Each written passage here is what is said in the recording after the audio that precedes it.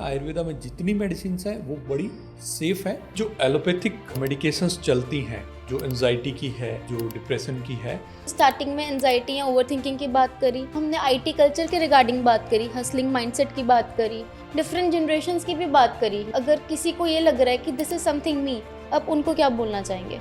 Lifestyle follow करें। Student life है, MNC life है, आईटी कल्चर ने कितना ही लोगों को डिप्रेस करा हुआ है, इसके क्या कॉजेज होंगे? मोस्टली जो आईटी एम्प्लॉइज हैं या एमएनसी वर्कर्स हैं, स्टूडेंट्स को ले सकते हैं आप। उनके साथ सबसे बड़ी जो प्रॉब्लम आती है वो है टारगेट्स। दुख या एंजाइटी फील ही क्यों होती है? जो प्राप्त है वो पर्याप्त है। हेलो, नमस्कार। आज Muskaan speaks is collaborating with 3 Pulse Ayurveda. Today we have Dr. Ashok Bishnoi, Associate Professor and MD of Ayurveda. नमस्कार सर, कैसे हैं आप? ऑल वेल, सब बढ़िया। सर, आज का हमारा डिस्कशन टॉपिक बहुत मेजर कंसर्न आज की जनरेशन और यूथ का है, जो कि है एंजाइटी, डिप्रेशन एंड ओवरथिंकिंग। जी। सो हम ट्रीटमेंट के बारे में भी जानेंगे कि एंजाइटी, डिप्रेशन का ट्रीटमेंट कैसा रहेगा, आयुर्वेदा में हम इसे कैसे क्योर करेंगे। लेकिन उससे भी पहले सबसे ज़रूरी चीज़ है इसका कॉज। हम जानेंगे इसका क्या कॉज है, what are the main reasons जिसके कारण people are feeling depressed even they have everything in their lives. Sir, overthinking is actually a mental problem और a gen Z lifestyle problem? Mostly ये लाइफस्टाइल इंड्यूस्ड है। Ayurvedic perspective से हम पहले complete anxiety को समझेंगे कि एंजाइटी को आयुर्वेद पर्सपेक्टिव में कैसे माना जाता है। तो आचार्य सुश्रुत ने सुश्रुत संहिता में एक श्लोक लिखा है, इष्टस्य अलाभम अनिष्टस्य लाभम मानस दोष कारणम। जो चीज़ आपको चाहिए लाइफ में, जो आपको कैरियर में चाहिए, जो आपको रिलेशनशिप में चाहिए, जो आपको अपनी लाइफ के दूसरे एस्पेक्ट्स में चाहिए, वो न मिलना, और जिन चीज़ों से आपको डर लगता है कि ये आपको अपनी लाइफ में नहीं चाहिए, जैसे फेलियर से मोस्टली लोगों को डर लगता है, या किसी जो बहुत क्लोज हैं उनके दूर हो जाने से लोगों को मोस्टली डर लगता है। तो उसका होना, पहला पार्ट क्या था कि जो चीज़ चाहिए वो नहीं मिली।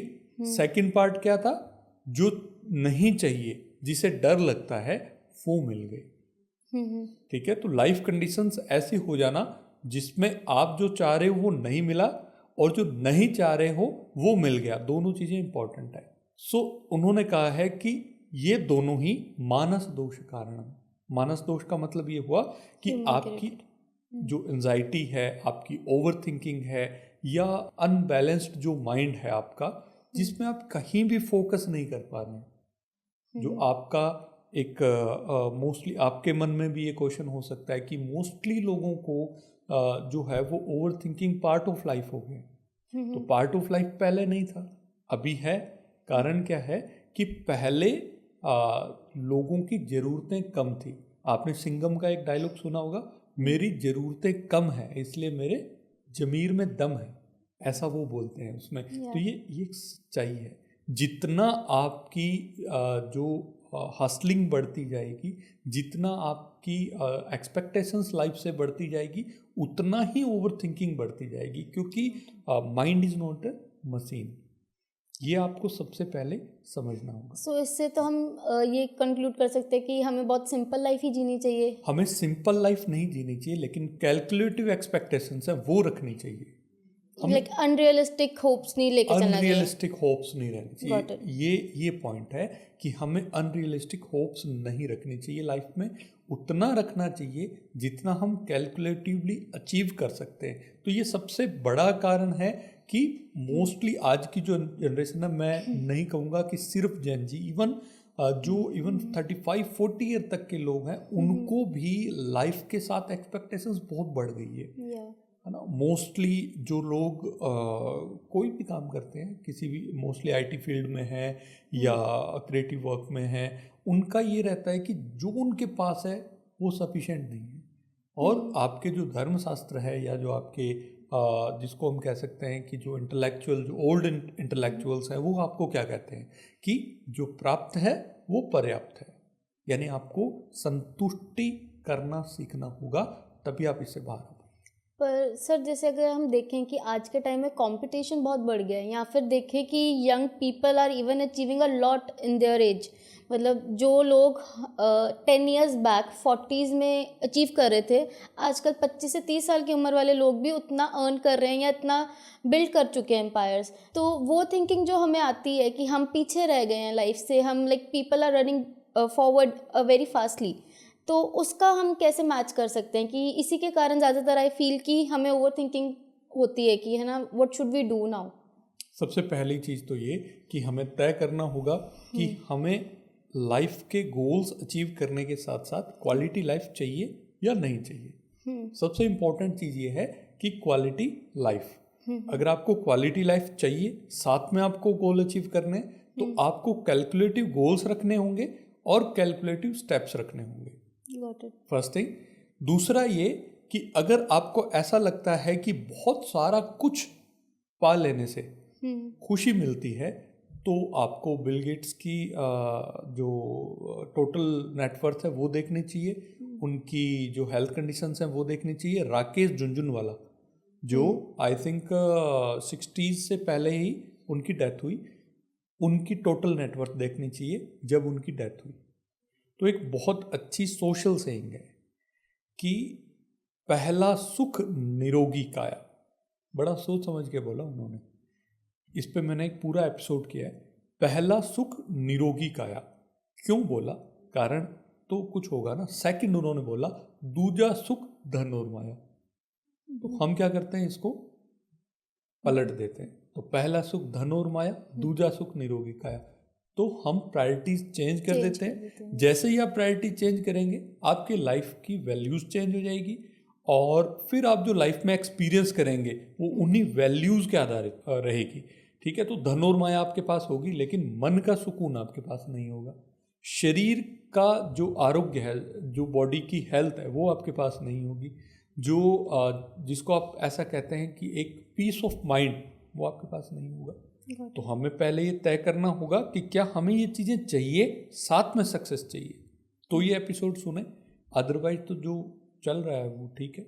सर अभी जो आपने बताया वो सब तो एक आपने आइडियल लाइफ की डेफिनेशन दे दी कि प्रायोरिटी सेट करो, कैलकुलेटिव रिस्क लो, हेल्थ को टॉप पे रखो। लेकिन अगर आप हमारी तरफ आके देखें, यंग जनरेशन की तरफ देखें, या इवन अडल्ट्स की तरफ भी देखें, स्टूडेंट लाइफ है, एमएनसी लाइफ है, आईटी कल्चर ने कितना ही लोगों को डिप्रेस करा हुआ है। इसके बारे में आपका क्या कहना होगा, इसके क्या कॉजेज होंगे आपके अकॉर्डिंग? देखो जी, जो प्राइवेट जो फील्ड के अंदर है, मोस्टली जो आईटी एम्प्लॉयज़ हैं या एमएनसी वर्कर्स हैं या स्टूडेंट्स को ले सकते हैं आप, उनके साथ सबसे बड़ी जो प्रॉब्लम आती है वो है टारगेट्स।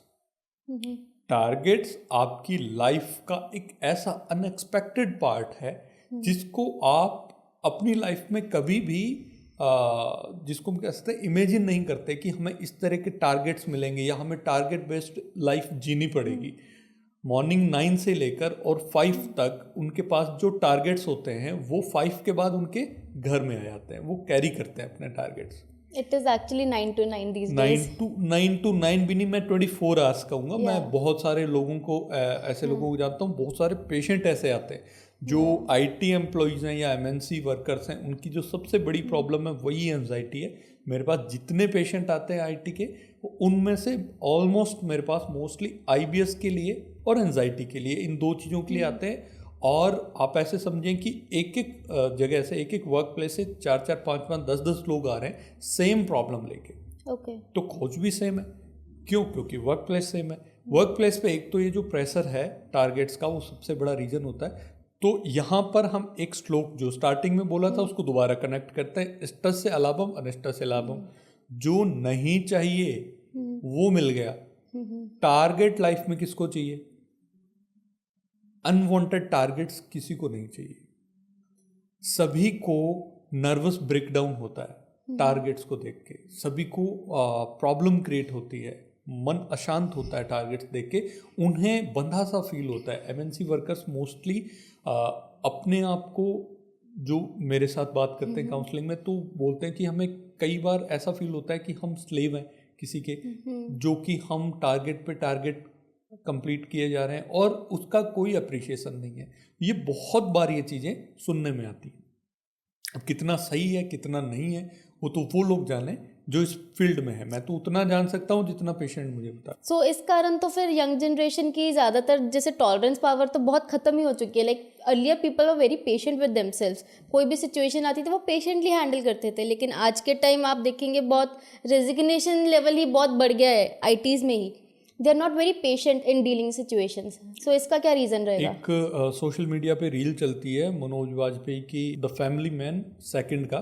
तो उसके अंदर वो अपने बॉस को कई टाइम तक टॉलरेट करता है और उसके बाद अचानक से वो उसका गुस्सा फूट पड़ता है।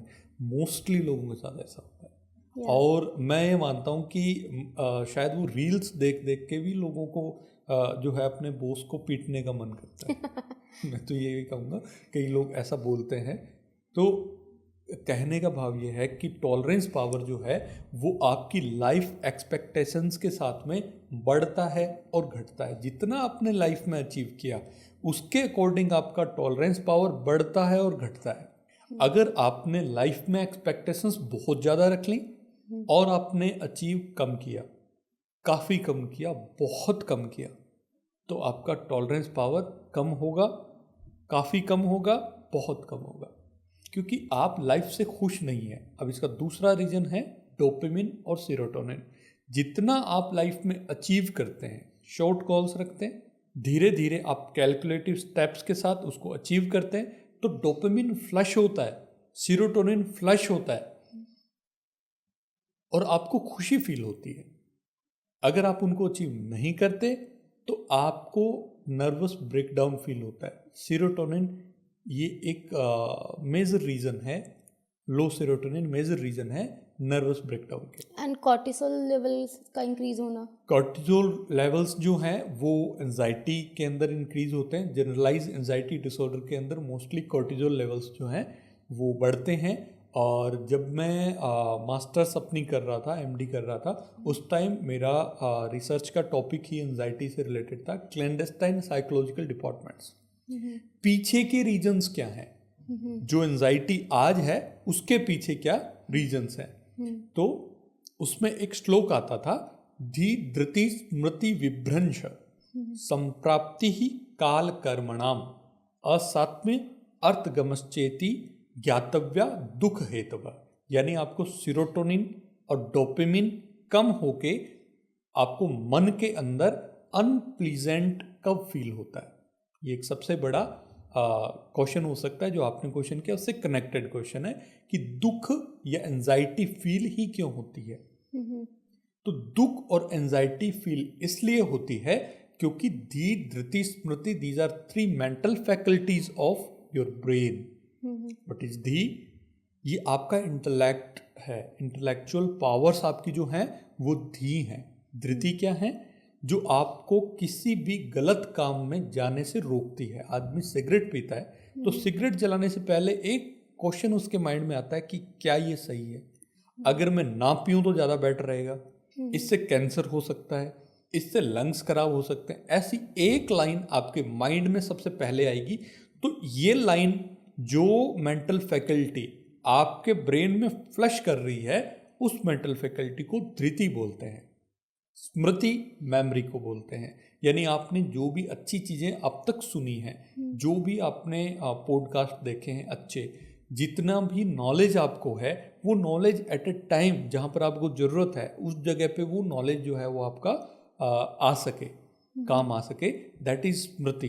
तो अगर इन तीनों मेंटल फैकल्टीज के अंदर कोई डिस्टरबेंस आता है तो आदमी को बार बार डोपामिन और सीरोटोनिन कम होना स्टार्ट हो जाता है। इन नटशेल हम क्या बोलेंगे, इसको कंक्लूड कैसे करेंगे कि आपकी जो मेंटल फैकल्टीज हैं वो आपके डेली रूटीन पे डिपेंड करती हैं। आप क्या खा रहे हैं, किस टाइम खा रहे हैं और कितना इफेक्टिवली आप अपना काम कर पा रहे हैं, इस पे ये तीनों ब्रेन की जो फैकल्टीज़ हैं ये रिलाई करती हैं। और ये तीनों ब्रेन की फैकल्टीज जितना ज़्यादा सही चलती हैं उतना ही आपको ब्रेन के अंदर खुशी फील होती है, डोपामिन इतना ही ज़्यादा फ्लश होता है, उतना ही सीरोटोनिन फ्लश होता है, हैप्पी हॉर्मोन्स जो हैं वो आपके फ्लश होते हैं और आप खुश फील करते हैं। तो सब मॉडर्न थिंकिंग के बेसिस पे हमने जान लिया कि एंजाइटी, स्ट्रेस, ओवर थिंकिंग क्यों होता है। हसल कल्चर को बहुत हमने ग्लोरीफाई करा हुआ है कि if we are busy and stress that means we are achieving something in our life. But अगर हम ट्रीटमेंट की बात करते हैं, आयुर्वेदा इस चीज़ के लिए क्या ट्रीटमेंट लेके आता है, ट्रीटमेंट एंड लाइफस्टाइल दोनों। जो एलोपैथिक मेडिकेशंस चलती हैं, जो एंजाइटी की है या जो डिप्रेशन की है, कुछ मेडिकेशंस उसमें से ऐसी हैं जो आपके हॉर्मोन्स में इम्बैलेंस करती हैं और जो मेल एंड फीमेल इनफर्टिलिटी का भी कहीं न कहीं कारण बनती हैं। कुछ मेडिकेशंस ऐसी हैं। तो आयुर्वेदा में ऐसा कुछ भी नहीं है। आयुर्वेदा में जितनी मेडिसिन्स हैं वो बड़ी सेफ है। अब हम बात करते हैं ट्रीटमेंट प्रोटोकॉल की। अलग अलग ट्रीटमेंट प्रोटोकॉल कैसे डिज़ाइन किए जाते हैं। अब हम सबसे पहले 4 एग्जाम्पल लेंगे। 4 एग्जाम्पल के अकॉर्डिंग अलग अलग ट्रीटमेंट प्रोटोकॉल यहाँ पे डिस्कस करेंगे। पहला एग्जाम्पल, एक 30 ईयर ओल्ड फीमेल है जिनको कुछ रिलेशनशिप इश्यूज चल रहे हैं, साथ में जहाँ पर वो जॉब करते हैं वहाँ पर भी उनका स्ट्रगल चल रहा है, राइट। और उनकी जो फैमिली है वो भी सेटल्ड नहीं है और उनको कुछ मेटाबॉलिक सिंड्रोम भी है, थायराइड है, कुछ गैस्ट्रोइंटेस्टाइनल प्रॉब्लम्स हैं। ये सारी चीज़ें मिलके और उनको एंजाइटी का पेशेंट बना के और क्लिनिक पर ले आती है। अब ट्रीटमेंट प्रोटोकॉल इस केस में क्या होगा? सबसे पहले आप जीआईटी क्लियर करो, पेशेंट को जो पेट से रिलेटेड प्रॉब्लम है वो ठीक करो। इस केस के अंदर तो हमें क्या नटशेल मतलब हम सबके लिए क्या चीज़ कर सकते हैं, जैसे सौंफ और धनिया, धनिया जो बीज सूखा धनिया जो होता है, दो सौंफ और धनिया, इनको आप 2-2 चम्मच डाल के और आधा लीटर पानी के अंदर उबाल लेंगे। जब पानी उबलते हुए 250 ml बच जाए, 250 ml, तो उसको छान के आप रख लें और इस पानी को 2-3 बार में पिए। इससे क्या होगा कि जीआईटी क्लियर होना स्टार्ट होगी, एसिडिटी, गैस, बर्पिंग, ये चीज़ें कम होंगी। सेकेंड लाइन ऑफ ट्रीटमेंट में आप एंटी एंजाइटी ड्रग्स देंगे, जिसके अंदर जैसे अश्वगंधा है, ये सबसे इम्पोर्टेंट एंटी एंजाइटी ड्रग है। तो अश्वगंधा रिस्ट नाम से एक बोतल आती है, मेडिसिन आती है। इसको आप पेशेंट को, ऑलमोस्ट सभी पेशेंट को, अगर उनको एसिडिटी नहीं है, आईबीएस नहीं है, तो अश्वगंधा रिस्ट 1.5 चम्मच सुबह शाम गर्म पानी के साथ दे सकते हैं। इसके बाद आप थर्ड लाइन ऑफ ट्रीटमेंट के अंदर पेशेंट को पंचकर्मा की तरफ लेके जाते हैं। फिर आप शिरोधारा बताते हैं पेशेंट को कि आप शिरोधारा करवाएं। शिरोधारा में क्या होता है, पेशेंट लेटा होता है और उसके ऊपर ऑयल या किसी डिकॉक्शन की एक जिसको हम कह सकते हैं धार जो है, वो बिल्कुल यहाँ पर जहाँ मैंने तिलक लगाया हुआ है, एग्जैक्ट इस जगह पे भौं के मध्य, भ्रू मध्य में, दोनों भौं के बीच में, यहाँ पर वो धार गिरती है। तो आदमी कंसंट्रेट करना स्टार्ट करता है और धीरे धीरे धीरे धीरे कुछ ऐसे फिजियोलॉजिकल और साइकोसोमेटिक चेंजेस बॉडी के अंदर आते हैं कि एंजाइटी धीरे धीरे ठीक होने लगती है। तो ये इस केस में हुआ। अब सेकंड केस ये है कि एक ओल्ड एज पेशेंट है जिनकी एज तकरीबन 70 ईयर है, बच्चे बाहर रहते हैं। उन्होंने एक्सपेक्ट क्या किया था, उन्होंने एक्सपेक्ट ये किया था अपनी लाइफ से कि उनके बच्चे जब बड़े हो जाएंगे तब उनके साथ रहेंगे। मोस्टली आप जो जहाँ हम रह रहे हैं उस कल्चर को देखेंगे तो उसमें मोस्टली लोग यही फिलहाल अब तक तो यही एक्सपेक्ट करते हैं कि उनके बच्चे उनके साथ रहें, वो पढ़ लिख जाएंगे, वो सक्सेस हो जाएंगे, उसके बाद में उनके बच्चे उनके साथ रहेंगे, वो अपने पोते पोतियों के साथ जो है वो खेलेंगे, उनके साथ में वो टाइम स्पेंड करेंगे। वो एक हर एक आदमी का रिटायरमेंट प्लान होता है मोस्टली लोगों को। लेकिन जिनके साथ ये प्रॉब्लम हो जाती है कि बच्चे बाहर चले गए, अब बच्चों की लाइफ एक्सपेक्टेशंस अलग हैं, ठीक है, वो कंट्री से बाहर चले गए या जहाँ वो रहते हैं उससे काफ़ी दूर रहते हैं, तो महीने, 2 महीने, 3 महीने, 4 महीने में एक बार उनका आना जाना हो पाता है। तो यहाँ पर जो बुजुर्ग हैं उनको किस कारण एंजाइटी होगी? इष्टस्य अलाभम अनिष्टस्य लाभम। अब उन्होंने सोचा था बच्चे साथ में रहें, वो नहीं हो रहा, और उन्होंने ये सोचा था कि बुढ़ापे में अकेला ना रहना पड़े, बुढ़ापे में कोई बीमारी ना हो, बुढ़ापे में कोई मिसहैपनिंग ना हो। तो ऐसी चीज़ें जो है वो जब हो जाती हैं, जो एक्सपेक्ट किया नहीं हो पाता है, तो उन बुजुर्ग को एंजाइटी होती है। अब इनकी एंजाइटी के लिए आप ट्रीटमेंट क्या करेंगे?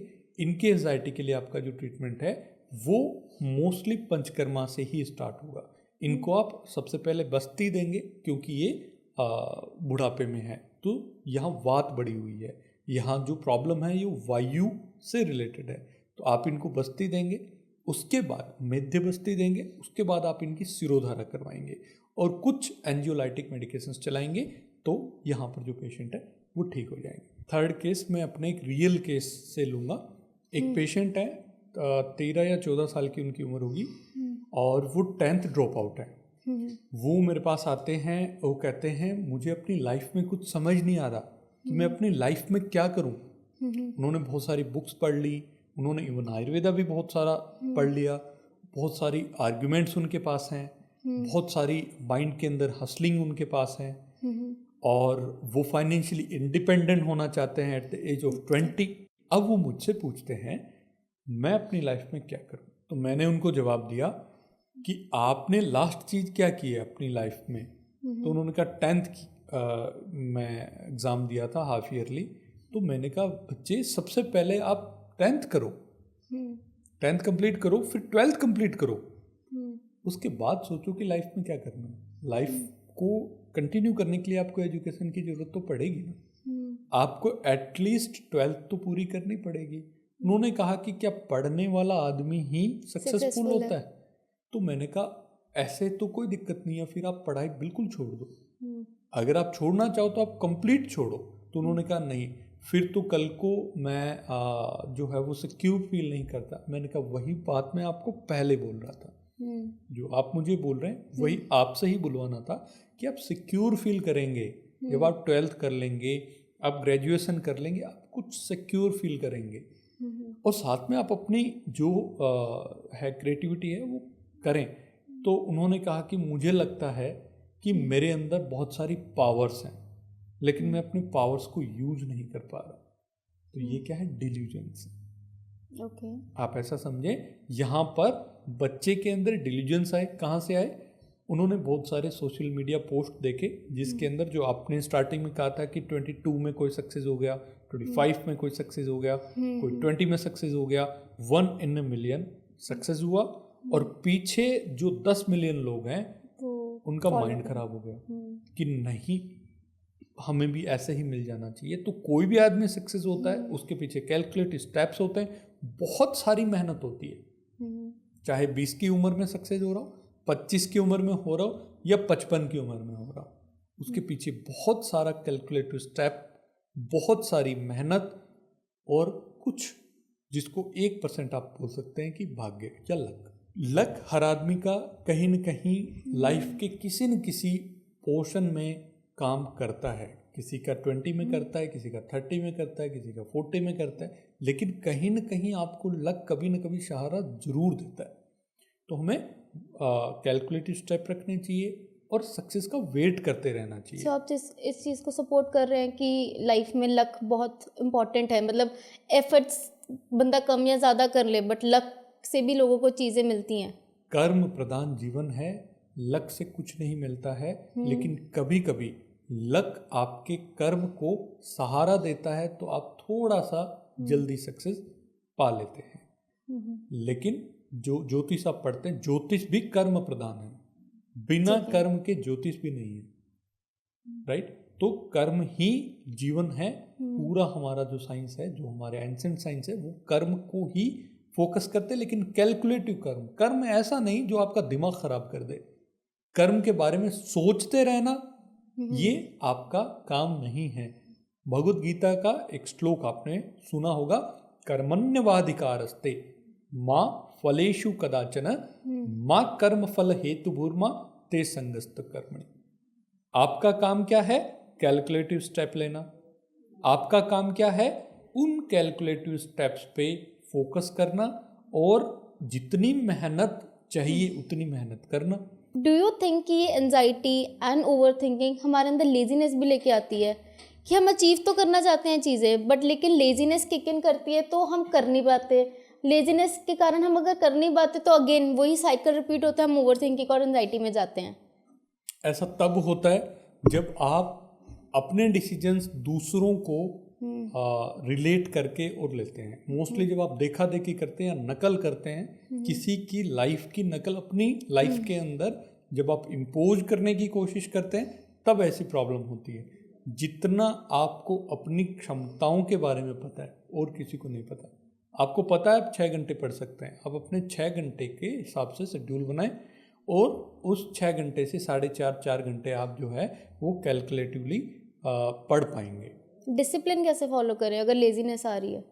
डिसिप्लिन आपको आप ही फॉलो करवाते हैं। अगर आप फर्स्ट डे जैसे आपने 6 घंटे कोई काम करने का सोचा, 6 घंटे में से आपने 3 या 4 घंटे कर लिया तो आपके अंदर अपने आप में एक उत्साह आता है, बूस्ट आता है। ये जो बूस्ट है ये डोपामिन के रूप में आता है, खुशी मिलती है आपको। काम पूरा करके हमेशा खुशी मिलती है, भले इतनी सी खुशी मिले लेकिन काम पूरा करके हमेशा खुशी मिलती है। तो वो खुशी है उसको आप ऐड करते जाते हैं और वो खुशी आपको अगला काम करने के लिए मोटिवेट करती है। सर आपके अकॉर्डिंग जैसे हम देख रहे हैं कि ये सिर्फ आज की जनरेशन में ज़्यादा ही ट्रेंड आया है एंजाइटी और डिप्रेशन का, बट अगर हम पीछे टाइम्स की बात करें उन लोगों में कभी ये डिप्रेशन, एंजाइटी, ओवर थिंकिंग नहीं थी। और आयुर्वेदा में भी कहते हैं कि मतलब तब लोग शायद ज़्यादा हेल्दी लाइफस्टाइल की तरफ थे या आयुर्वेदा को अपनी लाइफस्टाइल में इंक्लूड करा हुआ था। तो इसका आप क्या रीज़न देंगे? लोगों के माइंडसेट में आयुर्वेदा पूरी तरह एम्बेडेड था, मिक्स्ड था। जैसे आप अपने कुछ सेलिब्रिटीज़ को फॉलो करते हैं, कुछ बहुत अच्छे जो पॉडकास्ट करते हैं उन लोगों को फॉलो करते हैं तो उनके अकॉर्डिंग चलते हैं। पहले लोग आयुर्वेद के जो ग्रंथ हैं उसमें जो टीचिंग्स लिखी हुई उसके अकॉर्डिंग चलते थे। वहाँ पर क्या टीचिंग लिखी है? न बुद्धि इंद्रियाणाम अति भार दद्यात्, यानी इसका अर्थ क्या हुआ हिंदी में? टेंशन नहीं लेने का। तो उन्होंने स्पष्ट लिखा हुआ था कुछ भी चल रहा हो लाइफ में किसी भी अवस्था में टेंशन लेना ही नहीं। जैसे श्री कृष्ण कहते हैं कर्मण्येवाधिकारस्ते, आप प्रोसेस फॉलो करो। आपको प्रोसेस फॉलो करना है, जो काम अचीव करना है वो आप लिख लो। उसके लिए प्रोसेस क्या चाहिए वो फॉलो करो। जैसे वो 13 साल का बच्चा मेरे से पूछता है कि मेरे को लाइफ में क्या करना है समझ नहीं आ रहा, तो पहले प्रोसेस फॉलो करो। 10वीं करो, 12वीं करो, ग्रेजुएशन करो, साथ साथ में अपना काम करो। ठीक वैसे ही किसी की लाइफ अगर स्टक हो गई है तो वो देखे कि उसके पास में मिनिमम पॉसिबिलिटीज़ क्या है, मिनिमम पॉसिबिलिटीज से स्टार्ट करें। आज भी जो गांव में रहने वाले लोग हैं जो कि इस चीज़ को फॉलो करते हैं वो हसलिंग में बिलीव नहीं करते हैं, वो बड़ा शांत रहते हैं, बड़े कूल रहते हैं। भले ही आप ऐसा देख सकते हैं कि वो कम प्रोग्रेस कर रहे हैं लेकिन वो बोल्ड होते हैं, बहुत डैशिंग होते हैं और उनकी क्वालिटी लाइफ आपसे कई हजार गुना ज़्यादा बेहतर होती है क्योंकि उनको लाइफ कंडीशंस जो हैं वो प्रॉब्लम नहीं देती। पर इसका तो फिर वही रीज़न आ गया कि live a simpler life. Simpler कोई लाइफ नहीं होती। सब लाइफ जो है वो आपको जैसी मिली है वो सबसे ब्यूटीफुल लाइफ है। आपकी लाइफ कंडीशंस क्या है ना?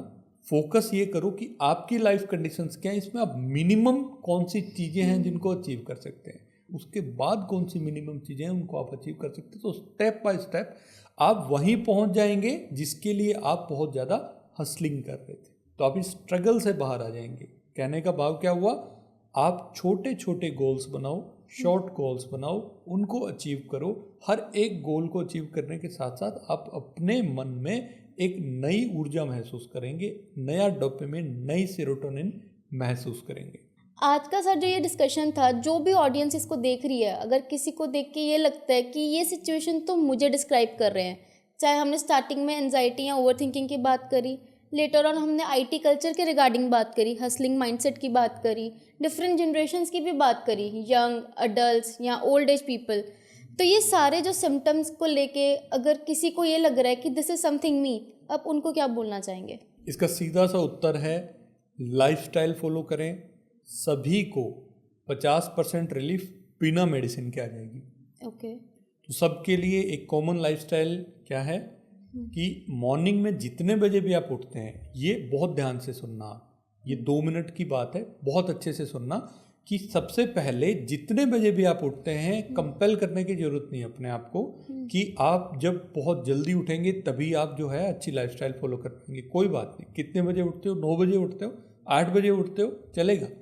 ओके। आप उतने बजे ही उठें, उठते ही सबसे पहले अपनी आंखों पे हाथ रखें और कानों पे हाथ रखें, और भ्रामरी एक प्राणायाम होता है, वो ऐसा कुछ इस कह रहे तरीके हो? से आपको ऐसे आंखों पे हाथ रखना है और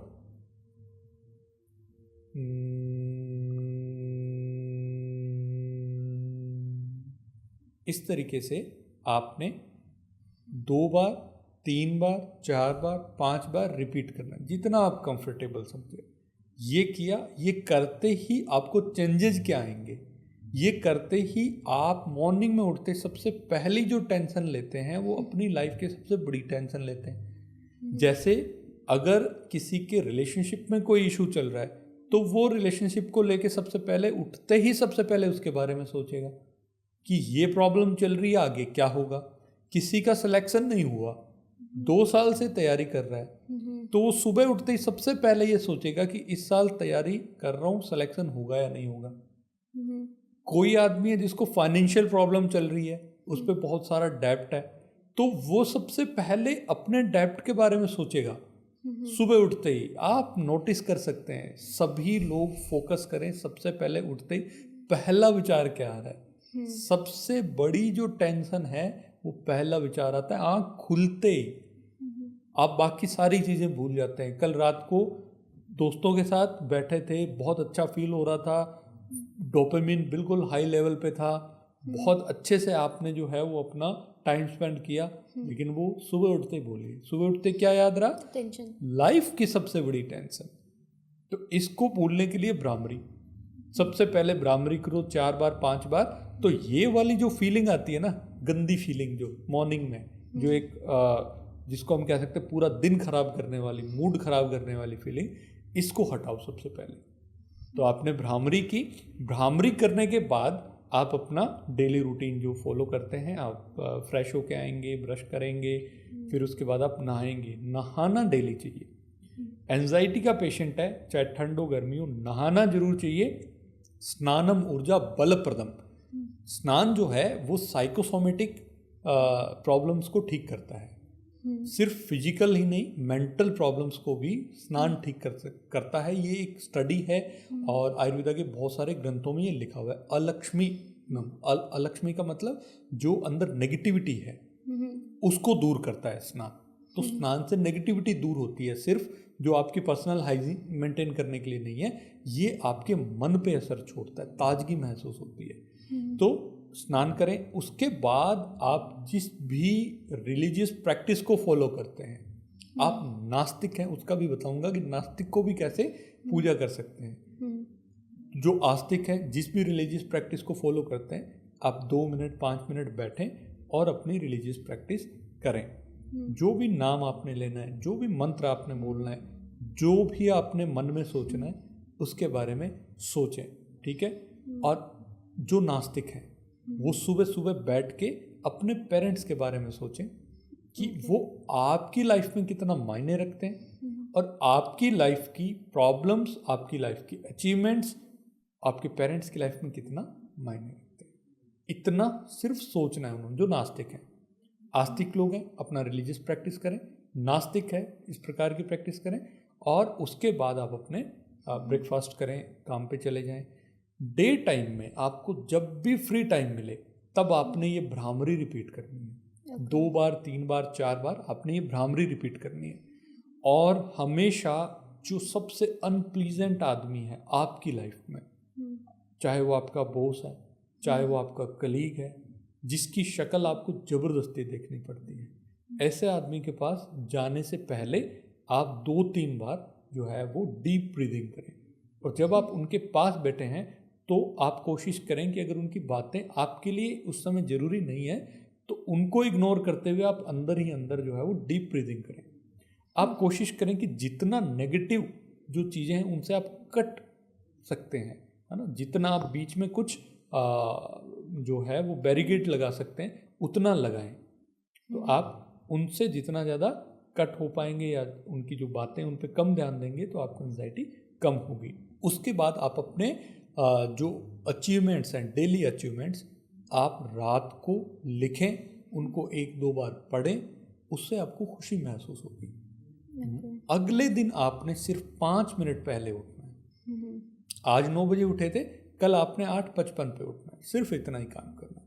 फिर अगले दिन आपने फिर ऐसे करते करते आपने 6 बजे तक ले आना है कि कम से कम 6 या 6:30 बजे तक ला के फिक्स कर लेना है कि अब आपको कुछ करने की ज़रूरत नहीं है। अब आपने 6 6:30 बजे उठना है और मॉर्निंग के अंदर अपनी जो सारा रूटीन करके और रिलीजियस प्रैक्टिस करनी है, डेली इस तरीके से करना है। रात को सोते टाइम स्पेसिफिक है, एक राम रक्षा स्तोत्र है, अगर आप सुन सकें तो बहुत ही अच्छा इसका निद्रा जनन प्रभाव है। निद्रा जनन यानी थोड़ा सेडेटिव टाइप का इफेक्ट आता है इसका। जैसे ही आप इसको सुनते हैं, सुनते सुनते नींद आ जाती है।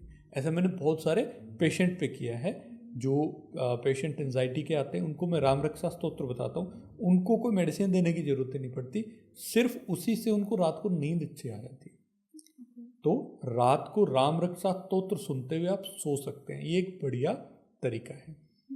दूसरा जो है वो रात को पाँव के तलुओं की घी से मालिश करें, इससे निद्रा जनन प्रभाव होता है, आपको नींद अच्छी आती है। इसके अलावा जो थर्ड है वो ये है कि आप सोते टाइम 100 से लेके और 1 तक गिनती करें और डीप ब्रीदिंग करें। हर एक डीप ब्रीदिंग के साथ एक गिने, जैसे 99, फिर 98, 97। कभी आपको 80 पे नींद आ जाएगी, कभी आपको 60 पे नींद आ जाएगी, कभी आपको 40 पे नींद आ जाएगी। ऐसे 100 से पहले पहले आपको नींद आ जाएगी। ये मोस्टली पेशेंट के अंदर मैंने देखा है। तो ये बहुत अच्छा एक उपाय है। नींद जितनी अच्छी होगी उतना ही डेली रूटीन में आपको एंजाइटी कम होगी। तो उसके बाद जो नेक्स्ट मॉर्निंग से वही रूटीन आप स्टार्ट कर देंगे। तो ये लाइफस्टाइल सबसे इम्पोर्टेंट पार्ट है। अपने पेट का ध्यान रखें, एसिडिटी गैस ना होने दें, आईबीएस की प्रॉब्लम ना होने दें। एंजाइटी आईबीएस का सबसे बड़ा कारण है, दोनों एक दूसरे का कारण है। ठीक है सर, बहुत अच्छा लगा आपके इनसाइट्स को सुन के। सो आज का कॉन्वर्सेशन सिर्फ कोई फियर या लेबल्स के बारे में नहीं था, it is about the awareness and treating before it's a lot damaged.